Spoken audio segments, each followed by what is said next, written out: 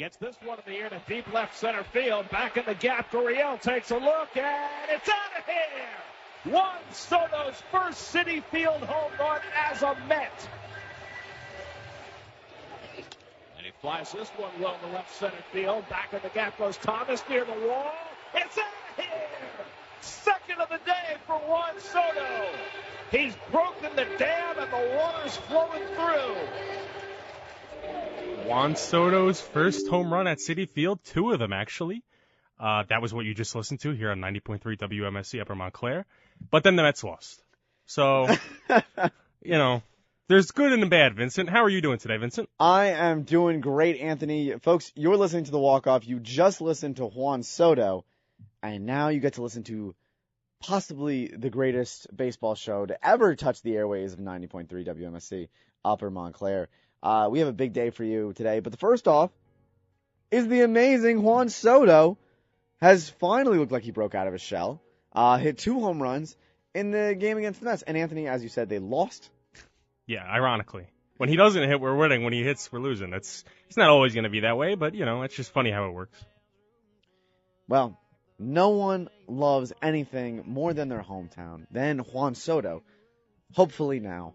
I don't know. He's having an interesting time at New York, and I think that's just so intriguing to me. He's a guy who has said some weird things. He started off on a slow start. I'll be honest. I'm not surprised he's starting off on a slow start. It's a brand new team. We saw what happened when he joined San Diego. Yeah. I feel like Yankees was just kind of like, and he said this, not me. Mm-hmm. He said this, not me. I'm being pitched differently.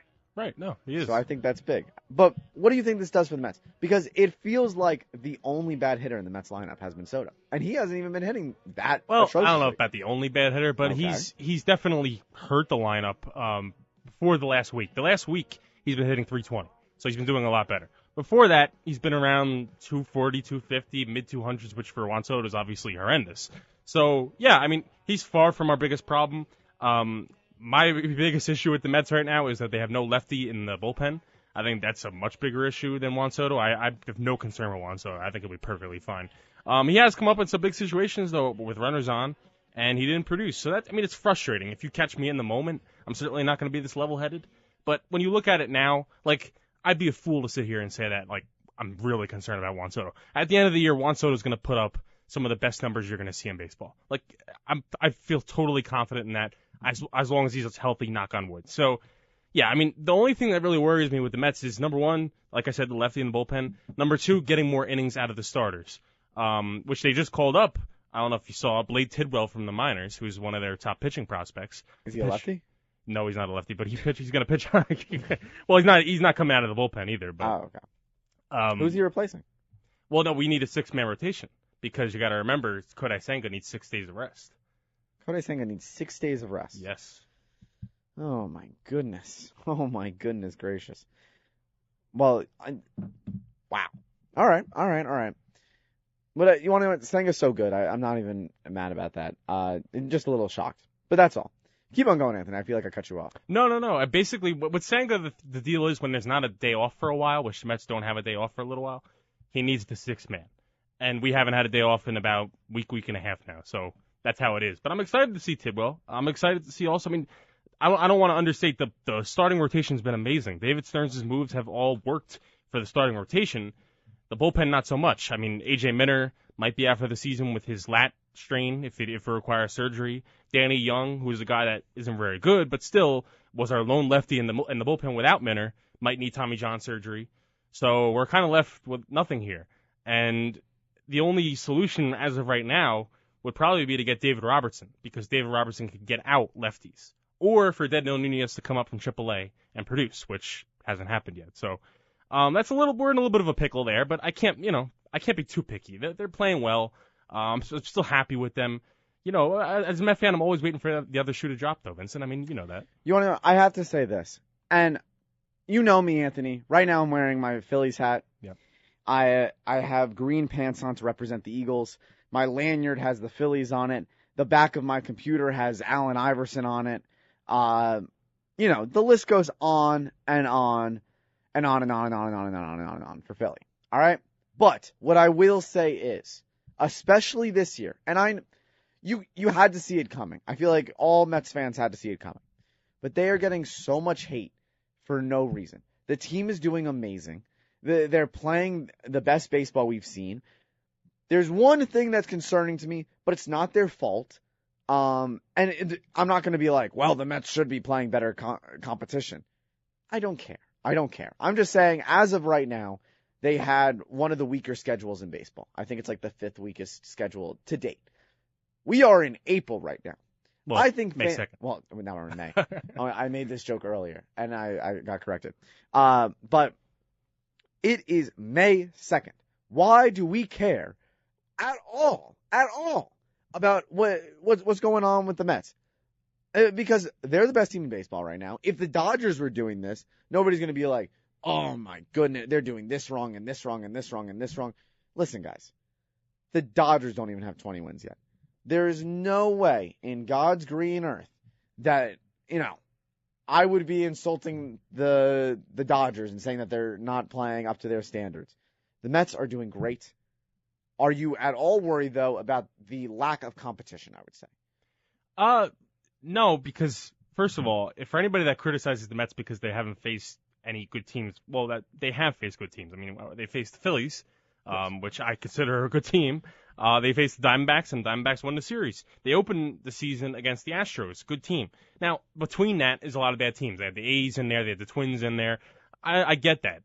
But if I'm going to have a hard schedule, wouldn't I rather that hard schedule, or a hard portion of the schedule, I should say, wouldn't I rather that be in the front of the season rather than the back half of the season? So if we're not facing the tough teams now, like the Dodgers, like, the Yankees, which the Yankees will face in another week or two, if we're not facing them now, when are we going to face them? We're going to face them later in the year when you want easier teams to face. So, honestly, I just think the people that are criticizing the Mets, heavily, that aren't Phillies fans, aren't Braves fans, which, they should be criticizing the Mets because they're our rivals. I have no problem with that. But the Yankees fans who shouldn't be caring about what the Mets are doing right now should be worried about their own team. The only reason they're doing it is because of Juan Soto and because of Steve Cohen. Because Steve Cohen spends money and because Juan Soto accepted the largest contract in sports history to the Mets and not to the Yankees. And there's a lot of jealousy there. And hey, I get it. I was jealous at one point of the Yankees when they were swiping up every free agent. I'm still jealous of the Dodgers because the Dodgers, even though we might have a little bit better of a record or bat equal right now with the loss yesterday, they're a very good team, and it's gonna be a big goal to take them down later in the year. But there's a lot of teams that are jealous out there because they don't spend like we spend. So I look at it it's May 2nd. Everybody calm down. It's not as good as things seem. It's not as bad as things seem. A lot could happen. We still have well over a month until the trade deadline. People need to breathe in and breathe out. I think that's fair. And also, I wanted to I need to scratch off a mistake I made just a couple seconds ago. The Dodgers and Mets are both tied for the best record in baseball with 21 and 10. But do you know the third team in the league with 20 wins? The third team in the league with 20 wins? Is it the Cubs? No, It's not the Cubs. The Cubs are currently sitting at 19 wins and 13 losses. Let me tell you, who is we don't have to go incredibly deep into them. I'll just say a couple sentences really quickly. But it is the root and tootin' Detroit Tigers. Detroit Tigers have 20 wins. Nobody saw this coming. And I love them. I love the Tigers more than anything. Well, not as much as the Phillies, but I love watching the Tigers win. They are such a fun team. And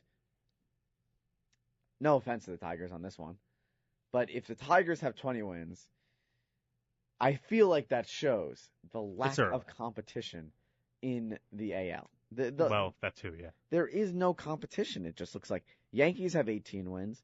And again, it doesn't matter. It doesn't matter. It's so early. The Braves, they started off, what were they? They were 1-8.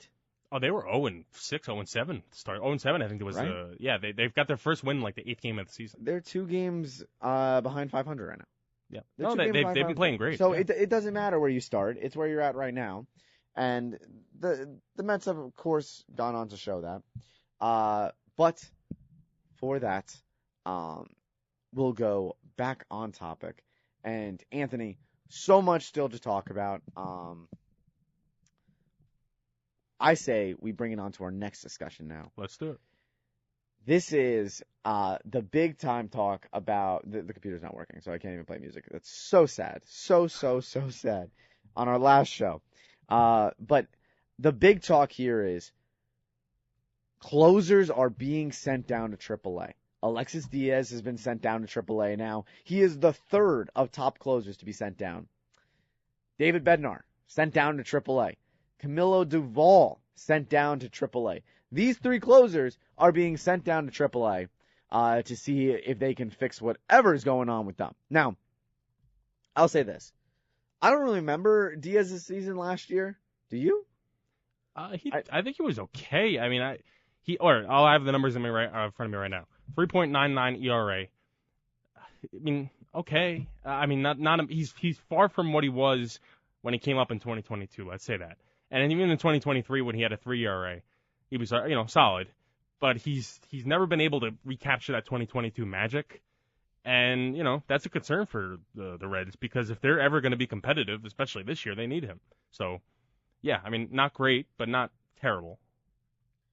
I don't know why you would do this. I understand it. He's been having a rough season. I think Bednar was the biggest shock for me, because I just never thought that they would pull the trigger.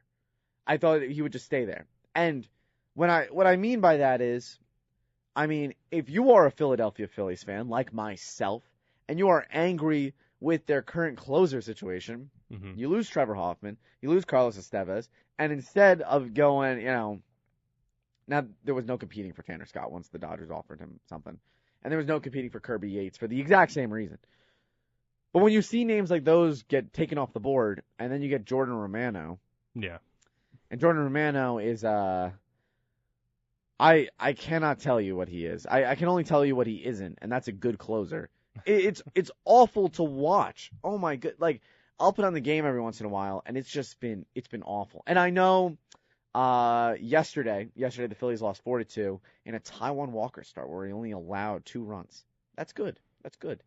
But they put Kerkering in, and Kerkering gave up the majority of the runs. Well, I'll tell you what. I'm glad you brought up Romano, because if these guys are going to get sent down, why isn't Jordan Romano getting sent down? Number one. And number two, my take on all of this, people need to calm down. The GMs need to not act like Stephen A. Smith on ESPN with the hot takes and jump on every single thing that happens the second after it happens. These guys have barely pitched this season, people. You have to realize that. Alexis Diaz has 6 innings. 6 innings this year. I mean, and we're sending him down? Now I understand. Those 6 innings were horrendous. I mean, he's really hasn't had one good appearance. David Bednar, 7 innings. And I understand also that closers don't get more than 1 or 2 innings. But still, you can't give the guy till mid-May, till the end of May. And these are 2 teams, especially the Pirates, where Bednar, maybe you're going to trade him at the trade deadline. Like, the Pirates aren't going anywhere.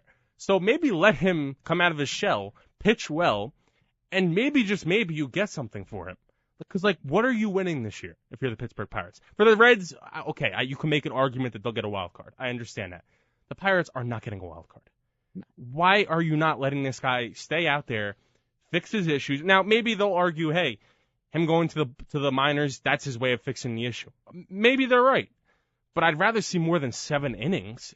Am I crazy that I'd rather see more than 7 innings from your top closer, who, by the way, you're paying a good amount of money, especially for the Pirates standards?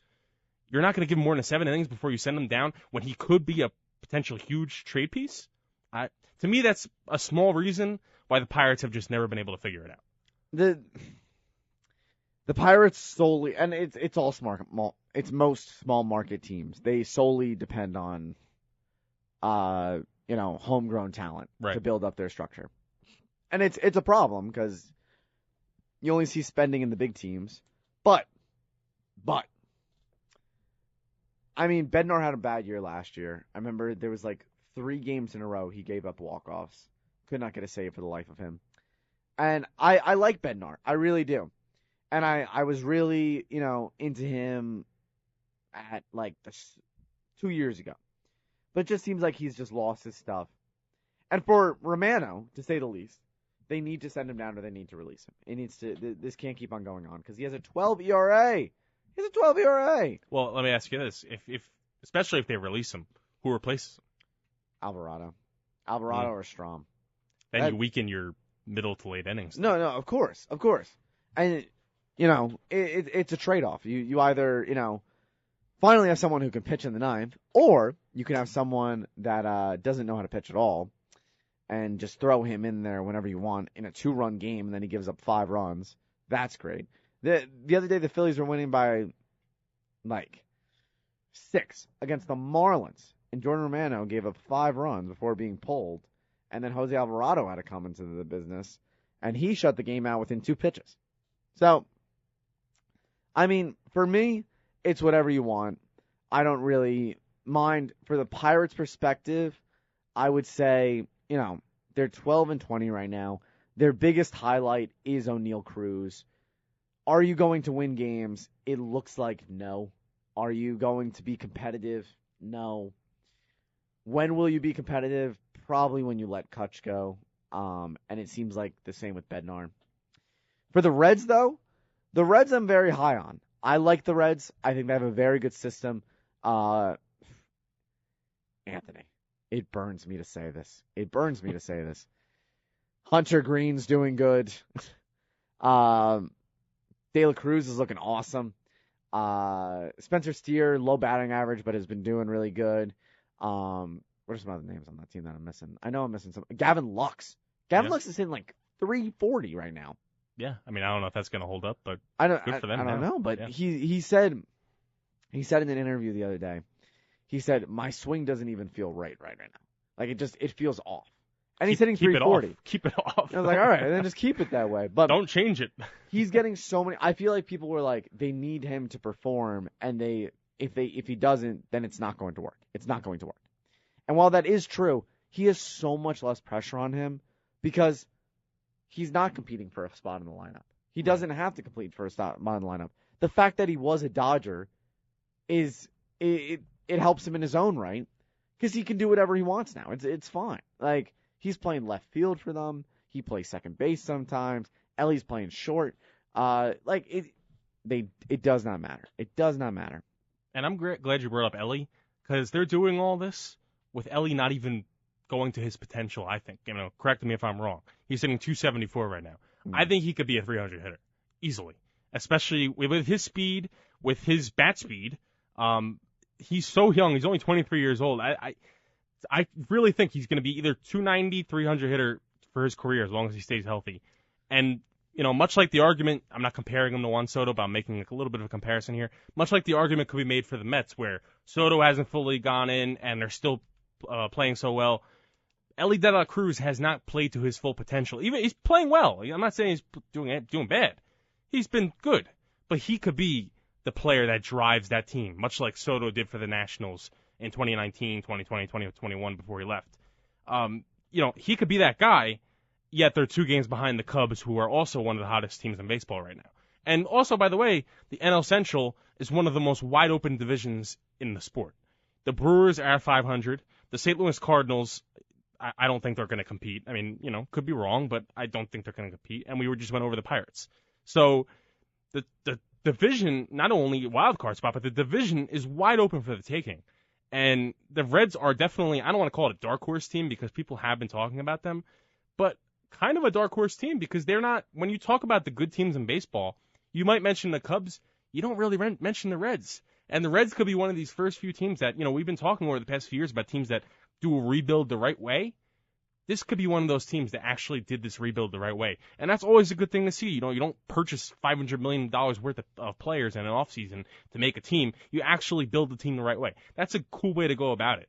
And for the Reds fans' sake, I hope it goes right because, we saw how it worked for the A's for so many years where they're terrible. They move. I don't want them to move out of Cincinnati anytime soon. So no. I want to see them have success. But yeah, it's been a really cool start to the season for them, even though they're only 2 games over 500. It sounds like I'm overhyping a little bit, but where were the Reds a couple years ago? Terrible. So this is something worth celebrating. And the other thing I'll say is, okay, Anthony, before we go to break, I have one question for you. Okay. All right. So I have a comparison for Ellie De La Cruz, which I'm worried about. I'm worried this could be his floor. All right. Floor. Can I make a guess? Okay. And I don't think it's going to be this guess. Jose Reyes. No. No. No. Speeds their shortstop. He does play short, Okay. but he doesn't. He not that far long ago. I think, and it might sound insane, but I'll tell you the characteristics here. All right. My comparison for Elly De La Cruz, I think his floor, I think his ceiling could be as good as, I don't really know, but we'll figure that out during break. I think his floor is Javier Baez. I don't know. I mean, I'll say, let me explain to you. All right, ready? Okay. He is he's good with the glove. All right, I'm not gonna say he's amazing or anything. Wild swing, strikes out a lot. True. Has a tendency to just swing for the fences. Now he's young right now, so I'm hoping that I'm wrong, but there is potential to see no discipline at the plate whatsoever. I mean, last year he had 259, which was a huge bump up from his 235 back in 23 when he was a rookie, which is totally fine. But now he's hitting 274. I'll say this. Javi did have that one really, really good season where he came in second or third in MVP voting and was just ripping the cover off the baseball. I don't want to see Elly be that same character because, I mean, Javi Baez right now he's hitting 300 actually, but no, that's how you know it's May 2nd. But he's so out of relevancy. It is so far gone at this point. I don't know. That's just me coming to you.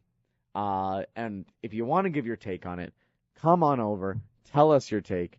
But until then, we're going to take a little bit of a break, and we'll be right back here on the Walkoff on 90.3 WMSC Upper Montclair.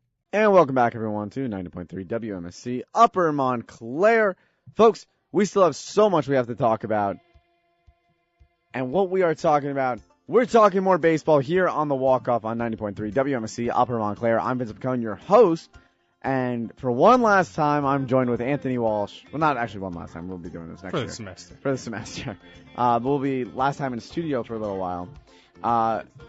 And we are, as the summer weather is coming out, we're talking, of course, which teams are going to get hot. Now, there's only one. Anthony and I were just talking about this over break. I kind of threw it at him. We were talking about teams I was going to do last place teams that I think could win the division. But I'll be honest, the only team that I see that could do that is the Orioles. And I don't even see them doing that. I don't know about you, Anthony. You don't believe in the Miami Marlins, Vincent? Oh, no.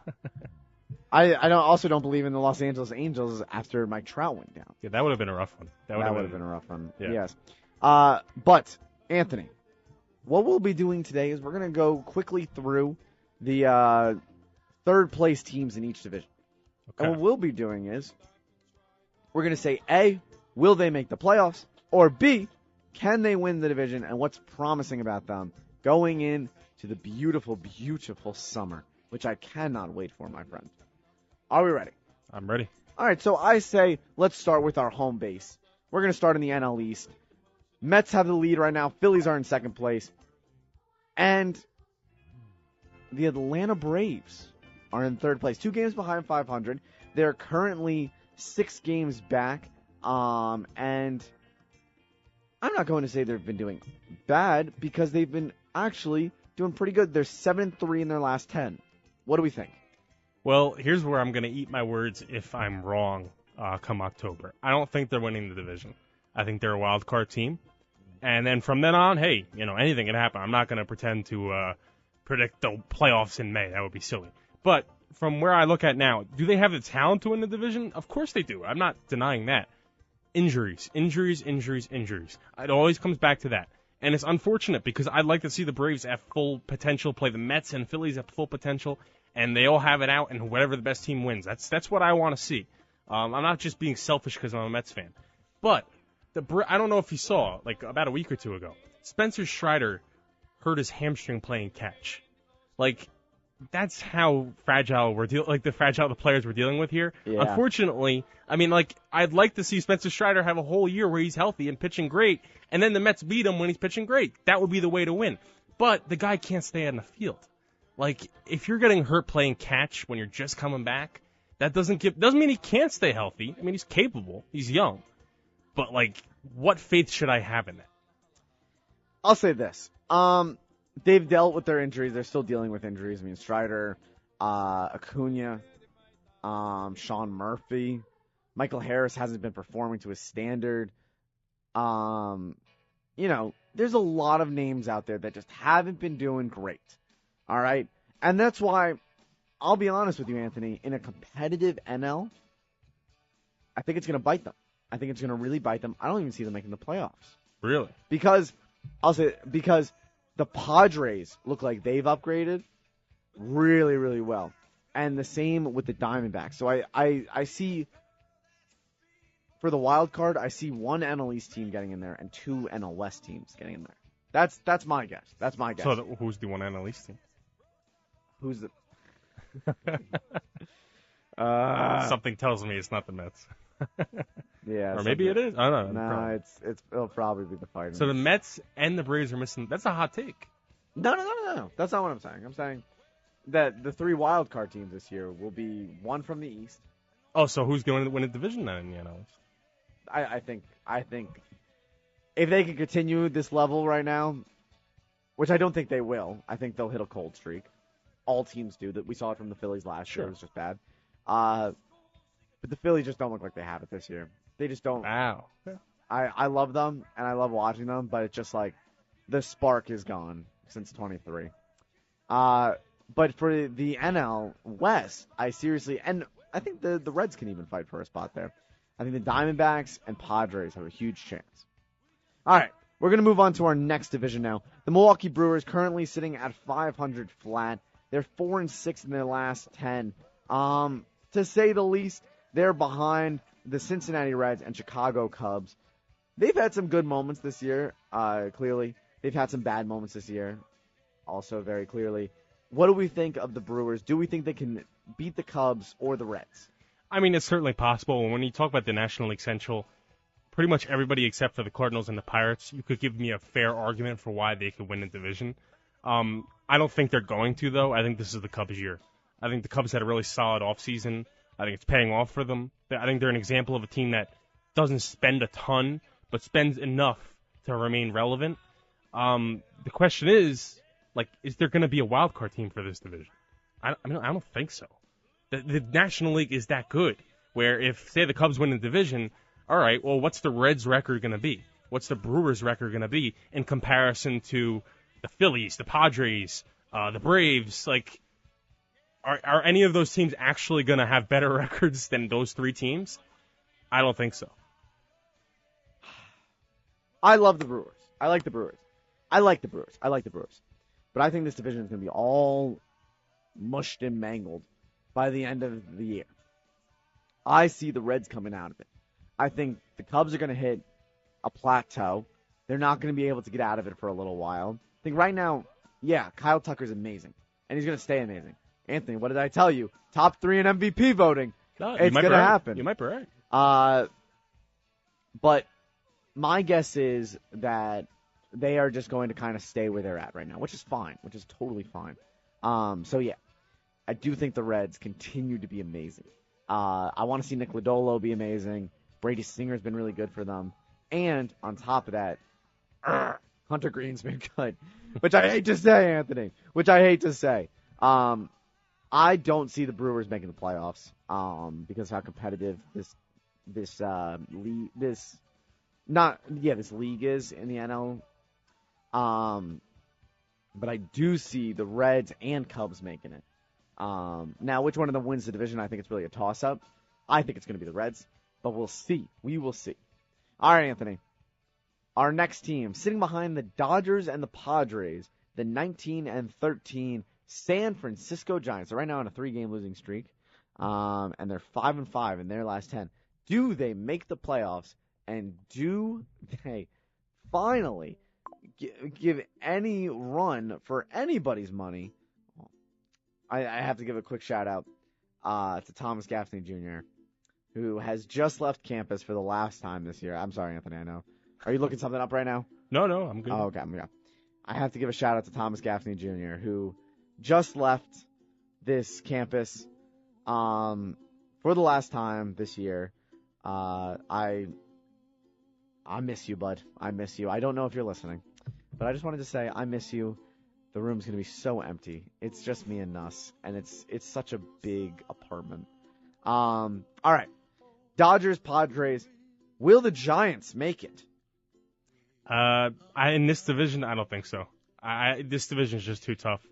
I think the Diamondbacks have a better chance than the Giants, actually. I mean, the problem is anybody besides the Dodgers and the Padres making it in the NL West with how tough it is there. Like, the Giants, when they play the Dodgers, it's the official David versus Goliath story. Because the San Francisco Giants, what did they do this offseason besides Willie Adames? And he's not even doing good. They got they're doing good, but they got Justin Verlander. No, but I'm saying Willie Adames isn't even doing good. Yeah, but I'm saying, like, you have to do more if you're going to compete in that division. Yes. Like, you saw how much the Mets did to compete in the NL East. If the Mets were in the NL West, they would have done even more because of how hard that division is. That's probably the toughest division in sports you can make a solid argument for, just because of the Dodgers. And even the Padres, too. But no, I don't think they are. I think this is a classic case of a team that it's May, and, like, yeah, they're playing well, but they're going to fall apart. Like, I don't think they're going to be horrendous. I think they're going to be a little bit over 500, in the 80s, and just be an okay team. Yeah. Well, they're one of those teams that had those hot starts, and then they just kind of, they flew away a little bit, and they just could not recover after that. And I think because of that, you want to know you remember how, like, the last 3 years the Pirates started off so hot, and then they just, like, went right back to being the Pirates? Yeah. It's just the Giants this year. I can't get behind the Giants just yet. They need, like, some more pieces. I think I'm just saying this because I'm thinking about the Pirates right now. They need. I love Jung Ho Lee, and where's Kyle Harrison? Is he in Kyle Harrison? I'm not even sure. Oh my goodness. I haven't heard his name in a long time. Right? Why am I... Anthony, while you're looking that up, where is Kyle Harrison? He's still on the Giants. Is he playing? I don't think he's got a 4 Oh, no, he's not playing this year. That's his career. He's not, no. He has no numbers yet for this season. Maybe he's injured. I was really high on Kyle Harrison. So I'm excited to see that. But on the other hand, there's a lot of really good talent out there. The Giants are probably one of the worst teams at getting that talent, especially in the free agent market. Yeah, they got Willie Adames, but, like, they were in on Harper, they were in on Judge, they were in on all these guys. They're like the West Coast Blue Jays. They just can't get anyone in the offseason. Comparison. Yep. Thank you. But I think if you take a page out of the the Pirates book, you find an O'Neal Cruz. Now it's hard, it's not easy, and especially in the stadium they play in, it's not easy. Mm-hmm. But O'Neal Cruz, phenomenal. That's a guy that you want to have on your team. So we'll see about that. All right, moving on to our next division, Toronto Blue Jays. Now they came back from a really big 6-run deficit yesterday against the Red Sox. I don't remember. But they came back in a big game. They walked it off. It was the Red Sox. I'm pretty sure. It was the Red Sox. They're on a 2-game winning streak. They are 3-7 in their last 10. They're 15-16 on the year. 3 games out. Anthony, do they make the playoffs? No. Their bullpen might be the worst in baseball. Like, in terms of the slightly competitive teams. I'm not going to talk about, like, I think the Phillies might be the worst. Well, I mean, the Blue Jays bullpen is just so bad, though. Like, I saw firsthand, they have nobody. Like, when I was sitting there watching the Mets opening day, I was criticizing the manager. But now looking back, like, who do they have in that bullpen that's even slightly effective? It is just bad there. And, like, I'm talking about the competitive teams, not talking about the Rockies. Obviously, they're worse. But no, I think the Yankees are going to win that division. I mean, originally I thought the Red Sox. Now I'm not so sure. The Red Sox are slightly underwhelming. That could be me overreacting too early. I could be eating my words. Maybe I was right originally. But I don't see any way the Blue Jays or the Rays compete in this division. Yep. Nope. It ain't happening. It's not happening. I don't see it happening. The Blue Jays, I mean, the Vlad contract was huge. Good for them. But Bo hasn't really been performing. Right. He's been hitting, but he hasn't been, power hitting. And then the pitching hasn't been there, as you said, Anthony. The bullpen's been atrocious. It doesn't look like a problem that they're going to change anytime soon, especially since they just played Vlad. That's what it is. All right. 2 more divisions, and I think this is where it gets a little bit where we're not going to agree as much anymore. Kansas City Royals. They are right now behind the Detroit Tigers and the Cleveland Guardians. Do they make the playoffs? Yes, I think they do. Do they take the division? That's interesting. I think I'm going to say yes. I like the Tigers, and I still like the Guardians, even though, the Guardians have got off to a good start this season. But the Royals, I think, have the best young talent in that division. They've impressed me so much with how far they've come from the days where they were losing almost 100 games per year. And, when you're analyzing the American League, you have to take it under a different lens. Like, in the National League, the Royals would probably be, an average team. The American League, they have a real chance, especially in this division. I say the Royals, I think it's going to be close. Tigers are going to give them a good fight. I say the Royals win the division by about 1.5 games, 2 games. Okay. I like it. But I think the Tigers win the division, which you said. I don't think the Guardians make it to the playoffs. And yeah, I think the Royals are in second place for this division. The Twins have officially shown that they're not playoff contenders anymore. That's fine. You go through spurts. Now, our final division. Anthony, you might be shocked about my take, which is why you probably won't be shocked because I just said that. Okay. Anthony, Seattle Mariners, Houston Astros, the Athletics are in third. Do they win the division? No. Why? You saying they're going to win the division or they're going to make the playoffs? Anthony, I'm not going to say win the division because I feel like the Astros are still going to be able to take this one. But I do think that they make the playoffs. As of right now, they have not shown me any reason to not believe in them. They're on a 2-game winning streak. They're 7-3 in their last 10. They are a fun team to watch. Lawrence Butler has been good. Jacob Wilson and Tyler Sedestrom, fabulous. Now, let's be real here. Are they playing in a minor league ballpark that has the dimensions of a D2 college? Yes. Does that probably play dividends? Yes. But are there opposing teams playing in the same stadium? Yes. Do I think that's a fair argument? Absolutely not. But I think that the A's, I don't know why. Because the A's give off really big, for me, and Anthony, tell me if I'm wrong, they give off a little bit of Rays vibes. Like, all right, we're only having homegrown talent here. If you, we'll get, 3 really, really weird free agents. We'll get Wade Boggs, or we'll get Manny Ramirez, and then he'll get suspended for steroids, and then he'll come back, and this and that. Or we'll get, in the A's case, we'll get Luis Severino. Yes. So I think that they're kind of the Rays of the AL West, and they're making it work somehow. Now, would I be surprised if it doesn't last?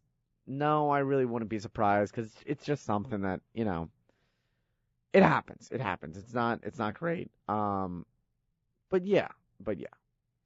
I'll say this. They've come a long way. Mm-hmm. I remember when we were doing an episode a couple of years ago where we had to pick a player to watch for a team. I didn't even know what to pick because they had nobody at that point. And now I could pick a solid 4 or 5 guys. So that tells you that they're improving.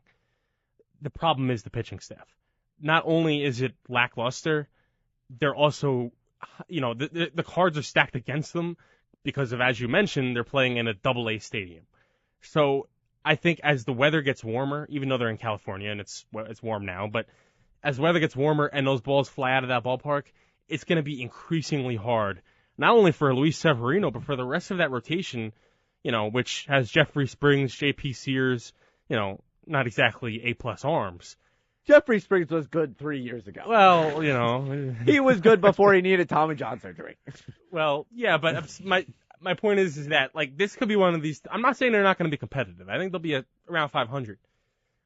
But they're one of these teams that early on in the year is impressing people and saying, hey, look at the A's, because they do have good hit. Like, I compare it a little bit to the Washington Nationals. Because the Washington Nationals, who the Mets just faced, and this is the reason I bring it up, they're fresh in my mind. The Washington Nationals have a really solid lineup, and it's better than the A's is right now. James Wood alone makes it better than the A's right now. But their pitching leaves a lot to be desired. Same thing with the A's. They have Severino, and I like Severino, but he's not an ace. He's not an ace. Like, he had a great year with the Mets last year, and even last year he wasn't the ace for the Mets. Sean Manaea was. So, like, and he was in a pitcher-friendly ballpark at Citi Field. Now he's not. So I think they're improving, and I like to see it. I wish it was still in Oakland. It's not. Ironically, they're improving as they're on their way to Las Vegas. You know, it is what it is. But I think even though the AL West isn't overly impressive, the Mariners are going to compete. The Astros are still going to compete. I don't see the A's on either one of those teams' level. Maybe they're on the Texas Rangers level, and they're certainly better than the Angels, but they're not on par with the Astros and Mariners. Okay. All right. You know what, Anthony? I like that very much. We are going to go to a quick break. Anthony, when we come back, though, I have a special game for you for our final episode. All right. It is Which is More? Okay. Are you ready? I'm ready. All right. Well, don't go anywhere, folks. We'll be right back. And welcome back, everyone, to 90.3 WMSC Upper Montclair. I'm here with Anthony Walsh. We have 4 minutes left in our walk-off episode today. And we have a fun game. I have made this game as quickly as possible. And I'm excited to share it with you guys now. It is Who Has More? Okay. The amazing game of Who Has More. I'll be giving you a stat, Anthony, and 2 players. You'll be telling me who has more. That's simple enough. All right, here we go. Let's start off with our first duel. I'm going to give you a little bit of a toss-up here, so you can pick this one. Who has more? Jose Altuve or Shohei Ohtani all-star appearances? Ohtani. It's actually Jose Altuve. He's been in the league longer. True. Yeah, but I banked on Ohtani being in there every single year. So. All right. Yeah, that's what I banked banked on. 9-4. 9-4. That's all good. Nothing to worry about. All right. Are we ready for our next one? Yes, sir. All right. Who has more, Anthony, in their careers? Okay. Trey Turner, hits-wise, or Trey Turner home runs, or Chris Bryant home runs? Oh, man. I got to go with Chris Bryant. Chris Bryant is correct. It's 184 to 172. That's closer than I thought it was. Right? Isn't that Trey closer? Turner's not a big home run guy. So no, but you want to know what? Chris Bryant fell off. That's true. He's continually falling off. Yes. Exactly. All right. Now,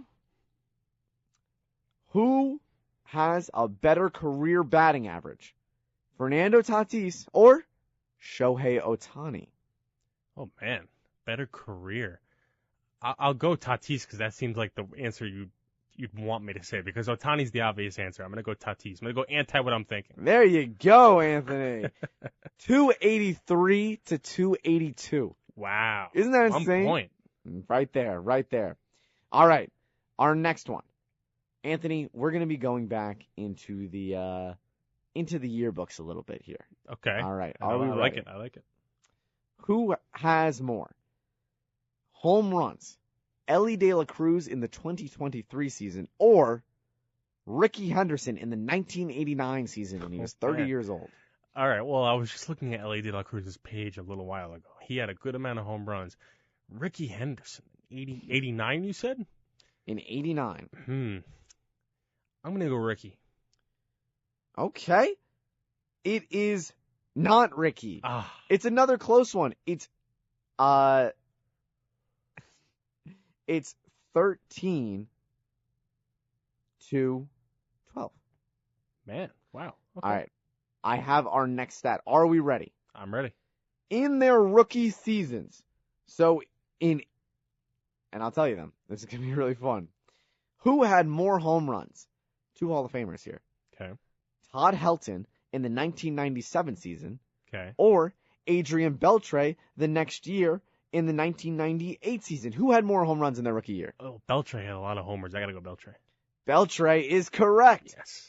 He had 7 home runs compared to Todd Only Helton's 7? 5. Really? Right? How many games did he play? He played in 77 games. Todd Oh. Helton played in 35 games. Well, still in 77, you would have thought he had at least like 9 or 10. But Right. Okay. Right? I think it's very close. Very close. And are you ready for our next question here? Yes. We're going to keep it in the rookie years. We're going to go,